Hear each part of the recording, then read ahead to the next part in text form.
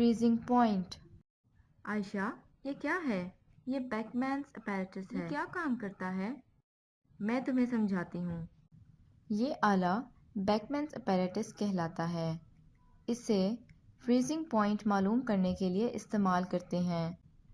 इसके मुख्तलिफ हिस्से होते हैं: freezing tube, side arm, outer tube, thermometer, ice, jar और एयर जैकेट।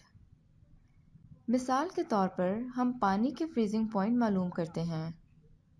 जब पानी को किसी भी फ्रीजिंग मिक्सचर से ठंडा किया जाता है तो पानी के वेपर प्रेशर कम होने लग जाता है, हत्ता कि एक टेम्परेचर ऐसा आता है कि पानी के वेपर प्रेशर फ्रीजिंग मिक्सचर यानी बर्फ़ के वेपर प्रेशर के बराबर हो जाता है। इसे फ्रीजिंग पॉइंट कहते हैं।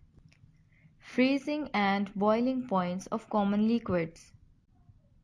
डायथिल एथर के बॉइलिंग पॉइंट 34.6 डिग्री सेंटीग्रेड और फ्रीजिंग पॉइंट -116 डिग्री सेंटीग्रेड है।